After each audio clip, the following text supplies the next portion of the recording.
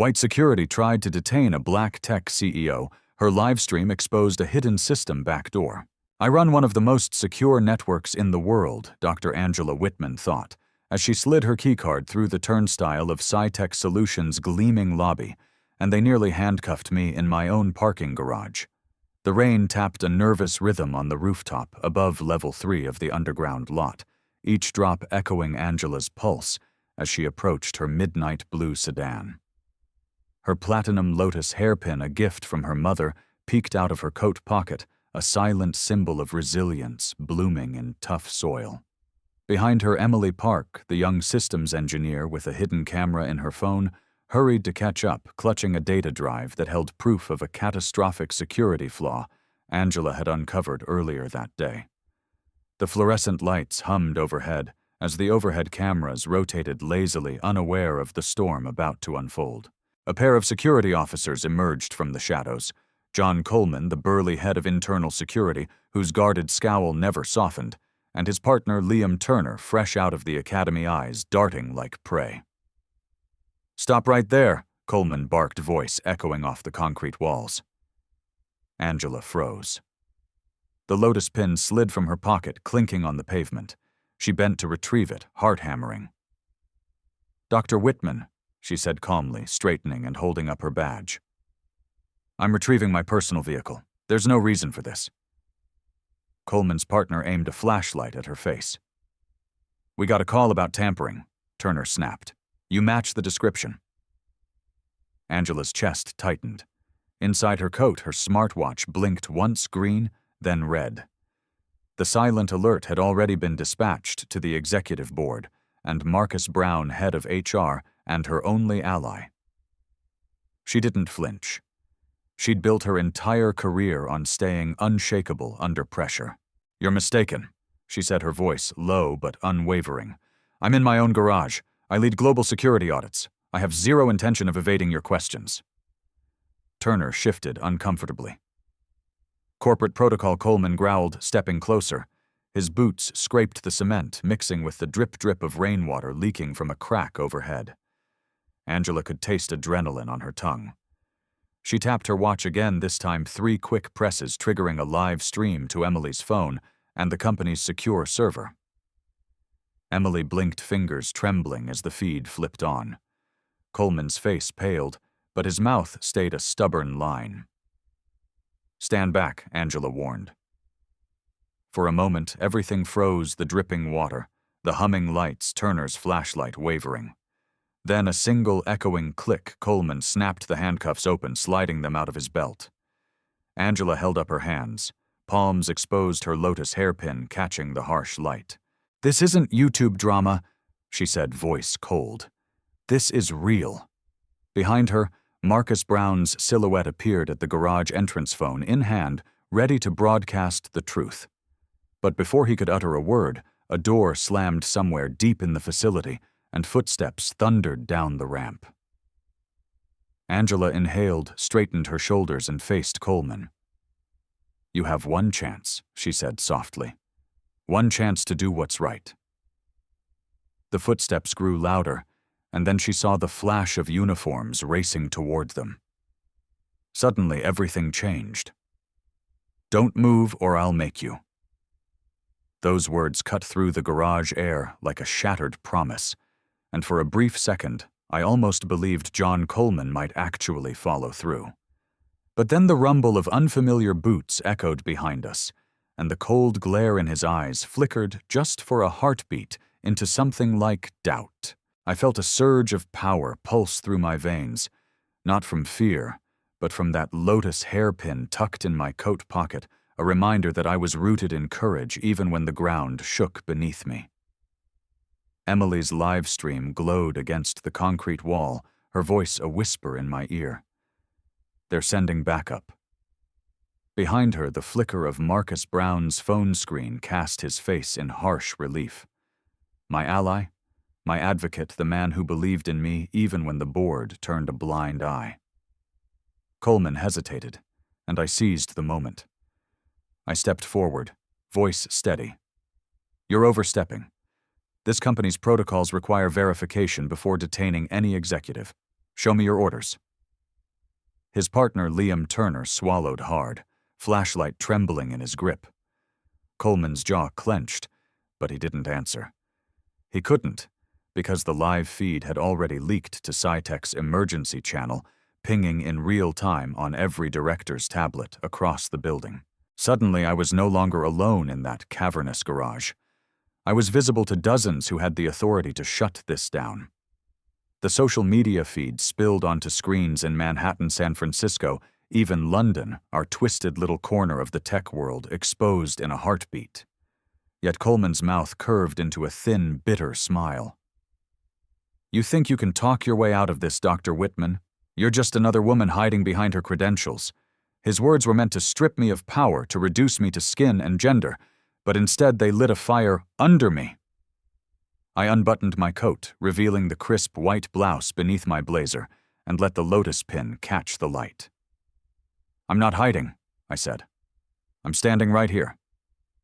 With that, the heavy garage door rattled as a silver SUV ground to a halt at the entrance. Two men in tailored suits stepped out, badges gleaming under the fluorescent glare, members of the board's special security unit, authorized to override any on-site decision. Coleman's face drained of color as one of them spoke.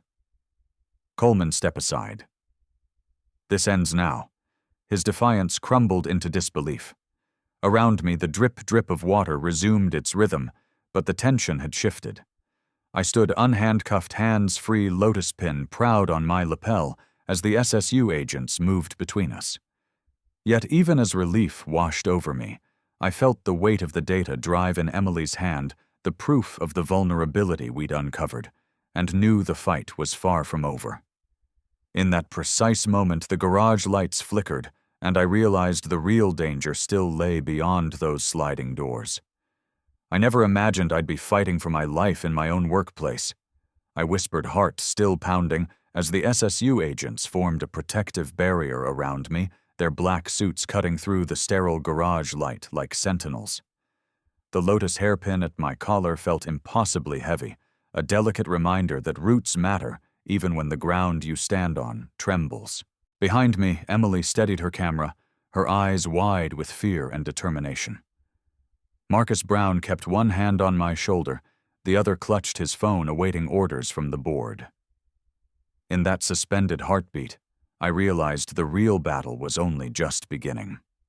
As Agent Ramirez scanned Coleman's ID badge and Turner's credentials, I let my mind drift back to the summer I discovered my love of code. I was 12, sitting in the Mississippi Delta heat, teaching myself programming from old textbooks my grandfather salvaged from a school auction. He used to call our little cotton town the Hidden Orchard, a place brimming with potential, yet ignored by the world. Every time I felt out of place here in high school corridors or corporate boardrooms, I remembered that orchard, how fruit can flourish in unlikely soil. That memory was my anchor now. Ramirez finally nodded, sealing Coleman and Turner off with a curt instruction. "You're both relieved of duty pending review." Coleman's face contorted with anger and humiliation, a classic power flip that only deepened my resolve. I straightened my spine and met his gaze. "Corporate policy." I said, voice steady, demands transparency. "You will be investigated for unlawful detention." The irony tasted sweet, a man who once believed he held all the cards now scrambling under a board-level audit. Behind the SSU, an overhead camera pivoted, catching every angle of the confrontation. I felt the weight of those lenses pressing down on me, but instead of fear, they ignited a courageous spark. I wasn't just Dr. Angela Whitman, CEO or ex-Intel officer.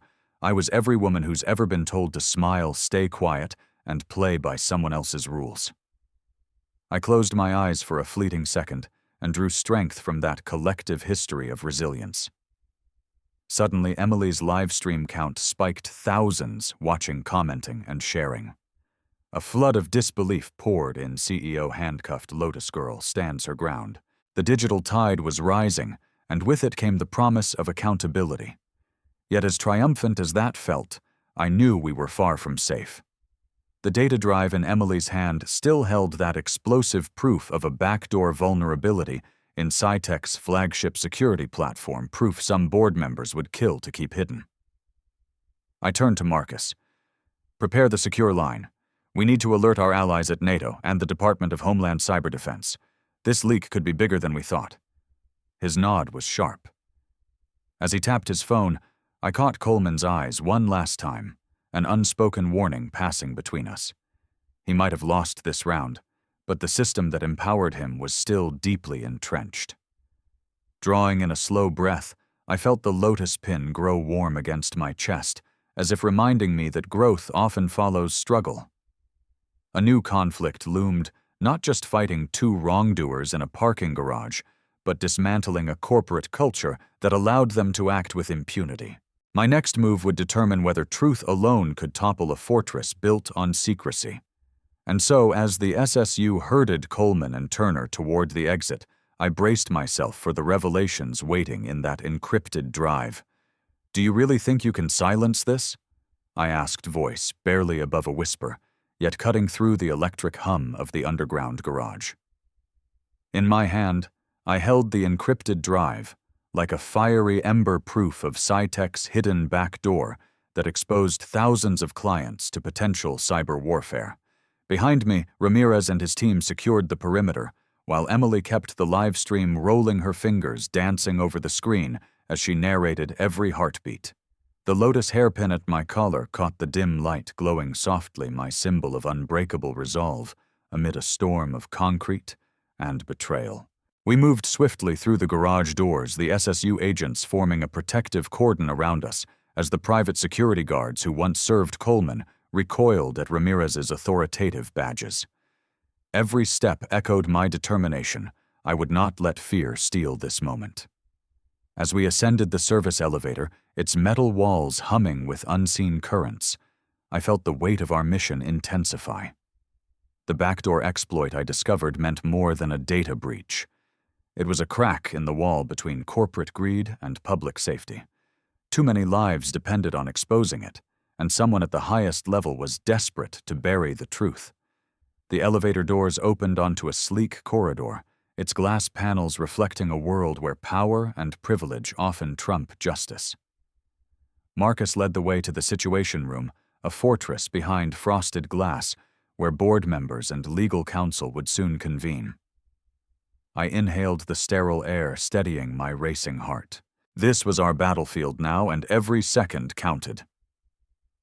"Activate the secure conference line," I instructed, tapping the drive's side to seal our evidence. "We need every seat at the table. NATO, Homeland, Cyber Defense, even the White House IT task force." My words hung in the air like a challenge, daring the system to prove that a woman of color could not only survive, but rally an entire network against corruption. As Ramirez keyed in the authorization codes, I caught a glimpse of my reflection in the polished mahogany door, a composite of resilience and righteous fury. Years ago, a professor in Jackson State told me that leadership is measured by what you're willing to sacrifice, not what you claim to hold. I'd sacrificed comfort, anonymity, even my own peace of mind to dig up this truth. Now the only thing standing between justice and cover-up was my voice, and the viral power of Emily's stream rippling across social media with comments flooding in, "She's a hero, exposed." Lotus power. Yet for every cheer, there was a threat, corporate shills flooding the chat, belittling the movement, as attention-seeking as if my life's work were nothing more than a stunt. The Situation Room door slid open with a soft hiss. Inside, a semicircle of executives froze their faces, a gallery of masked shock, indignation, and fear. At the head of the table, our CFO, a man whose handshake once meant camaraderie, now seemed to shrink in his tailored suit. "Dr. Whitman," he began, voice trembling, "this is unprecedented." I stepped forward, lotus pin shining against my blouse, every eye locked on me.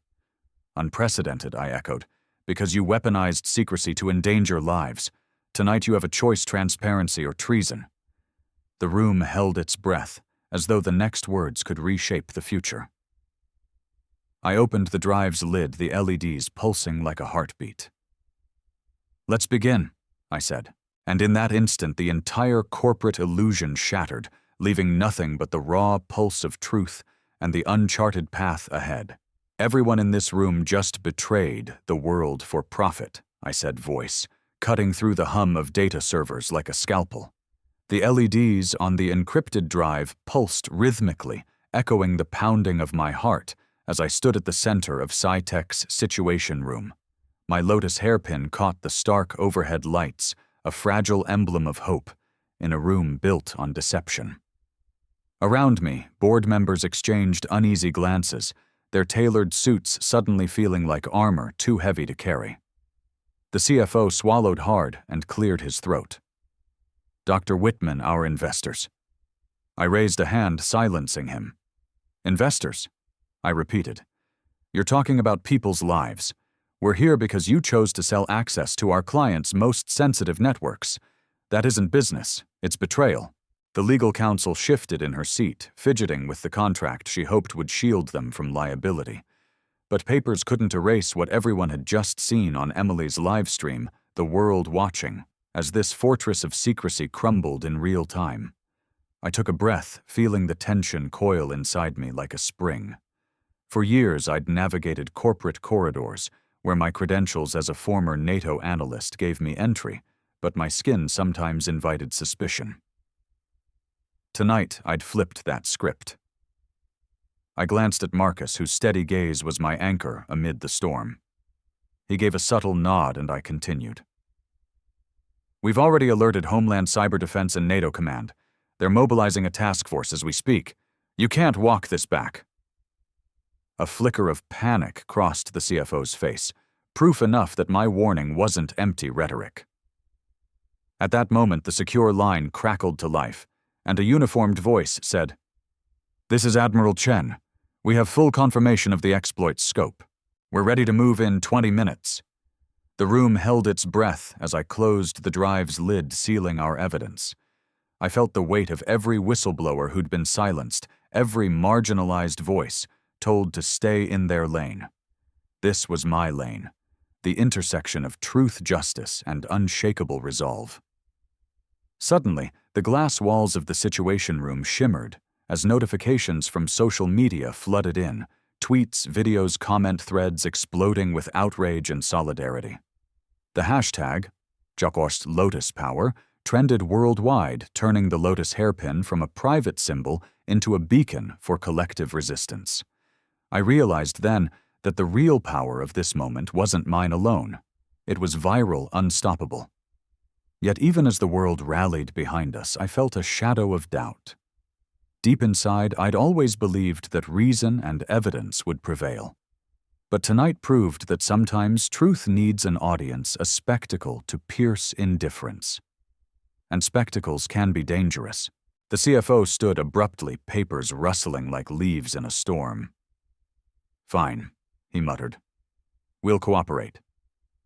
But cooperation rang hollow in that sterile chamber. What mattered was rebuilding trust, something no boardroom promise could deliver. I locked eyes with each member, feeling their shame and relief mingled in that tense calculus. "Tomorrow," I said, voice calm but firm, "we begin real audits, real accountability, or this company ceases to exist." Silence followed, thick and heavy, broken only by the hum of servers powering down unauthorized back doors. As I stepped back, lotus pin still glowing, I understood the real battleground lay ahead, rewriting the rules of corporate governance and forging alliances beyond these walls. Marcus extended his hand, and together we moved toward the door, the echoes of our footsteps marking a new chapter. But behind us, the Situation Room lay in ruins of broken vows and shattered illusions, a silent testament to the power of one woman's unwavering stand. And yet I couldn't shake the feeling that someone or something was watching, waiting to strike back. The real test was just beginning. "They think a single op-ed will silence me," I muttered, as I stared at the blinking cursor on my laptop screen, the late-night city lights of Washington, D.C., filtering through the half-open blinds. The glow of the screen cast long shadows across my kitchen counter, coffee mug, half-empty lotus hairpin, resting beside it like a talisman. I'd spent the last 2 hours drafting a concise piece for The Hill, stripping away every flourish until only the raw truth remained. I did not ask for special treatment. I asked only to be seen. Press releases exploded across social media by dawn, my 6-sentence statement reverberating through tech blogs, news outlets, and LinkedIn feeds. Lotus Power trended alongside Twerk corporate corruption. I watched the numbers climb, shares, retweets, comments pouring in. People tagged friends, watch how one CEO took on her own board. Yet even as thousands cheered, I felt the familiar tug of doubt. Had I done enough? Would policy change or merely paper over the real rot? Halfway through the morning, my secure cell buzzed. It was Admiral Chen, his tone clipped. Dr. Whitman, we've confirmed full remediation protocols are underway, but be advised the CFO has retained outside counsel. They're pushing back on several clauses. A pang shot through me. The same people who sold our clients' secrets were now weaponizing legal loopholes to protect themselves. It was the classic corporate shuffle spin, one crisis into another, and hope you drown out the original scandal. I leaned back, lotus pin warm against my palm. In that moment, I realized true change wouldn't come from press or policy alone. It needed proof of sustained accountability. I tapped the secure drive icon on my desktop, encrypted logs, chain of custody reports, video transcripts from Emily's live stream, and SSU surveillance. This wasn't just evidence, it was a roadmap for reform. I forwarded the bundle to key legislators on Homeland cyber defense, telling them plainly, here is the blueprint for mandatory transparency in all security audits. Meanwhile, word reached me of a leaked internal memo from SciTech's Risk Committee, blaming the incident on unauthorized whistleblowers and media sensationalism. The memo circulated in dark corners of investment forums, painting me as a publicity seeker. My chest tightened, old prejudices resurfacing. Just another woman playing the victim. Yet the lotus hairpin on my desk gleamed, and I pressed reply all with a simple note. Facts do not bow to whispers. By afternoon, community leaders, civil rights groups, and even rival tech CEOs had issued statements in solidarity. A local youth coding camp invited me to speak, calling it a living lesson in courage. I agreed because if one child saw that pin and thought I too can stand up, then every courtroom fight, every boardroom battle, every sleepless night would be worth it. Yet as I closed my laptop, I couldn't shake the sense that the real test was still ahead. Tomorrow morning I would face the first public hearing of the Cyber Oversight Committee, and they wouldn't allow me to leave without answers.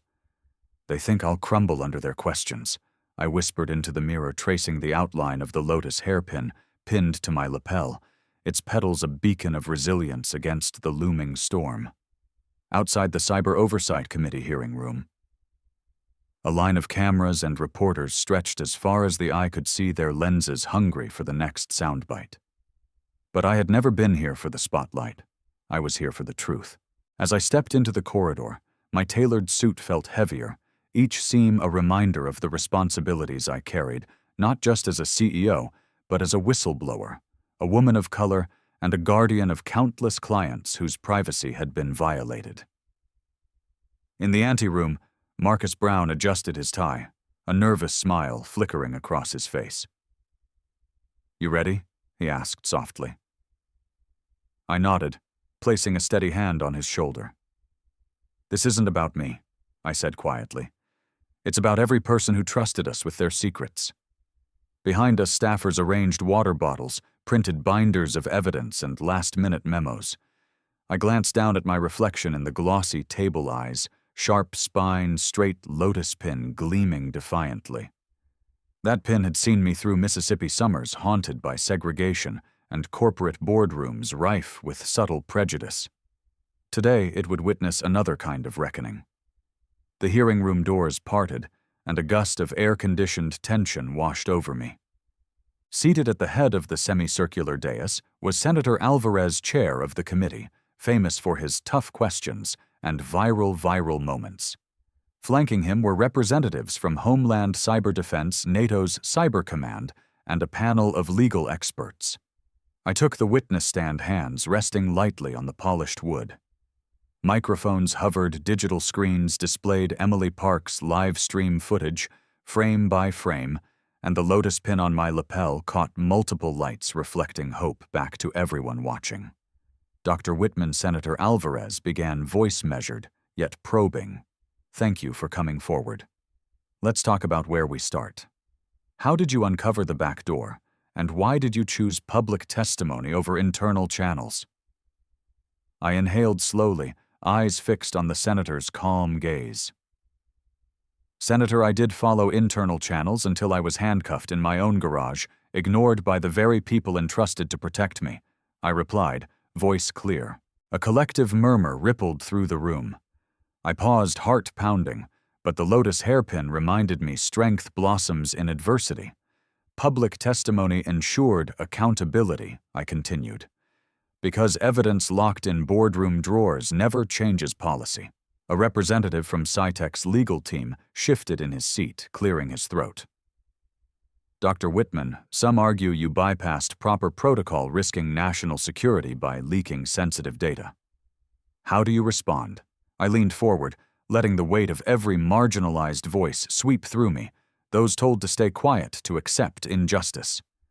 Protocol is sacred, I answered, until protocol becomes a shield for wrongdoing. I risked exposure to protect our client's safety. That's not recklessness, that's courage. The committee scribbled notes, reporters scribbled quotes. My palms tingled with adrenaline. Suddenly a video clip played the moment Coleman hesitated, the lotus pin glinting as I reclaimed my power. The room fell silent, the symbol's story louder than any argument. I felt a doubt flickered in the eyes of those who once doubted me. Yet before triumph could settle in, Senator Alvarez tapped his gavel. We will recess for a closed-door session to review new evidence. Dr. Whitman, you may step down. Relief and tension warred in my chest. I had made my case, but the real verdict lay behind those doors. As I left the stand, a young aide handed me a note. One board member just resigned. My breath caught, momentum was building. Yet outside the hearing room, the corridors were cloaked in whispers. What about the others? Will corporate immunity prevail? I straightened, lotus pin glowing in the hallway lights. One door had closed, another lay ahead waiting to be opened. Why would I stop now when I've only just begun? I found myself asking the empty townhouse, voice trembling with a mix of defiance and wonder as rain began to patter softly against the window pane. The lotus hairpin lay on the kitchen counter, its delicate petals illuminated by the street lamp's glow, still warm from the fires I'd ignited over the past week. Behind me, the secure phone buzzed with new messages. A handful of board members had resigned. Federal subpoenas were en route, and young coders around the world were sharing Emily's video of that fateful night. But none of it felt like an ending. It felt like the first crack in a dam built on centuries of silence. I took a deep breath and walked toward the front door, memories swirling of that underground garage, the concrete pillars etched with scuffs from my wrists, the cold metal of handcuffs that nearly defined me. Tonight I wasn't revisiting trauma, I was reclaiming it. Each step across the hardwood floors was a reminder that the ground beneath me was now reforming, becoming fertile soil for change. The house felt empty, but I wasn't alone.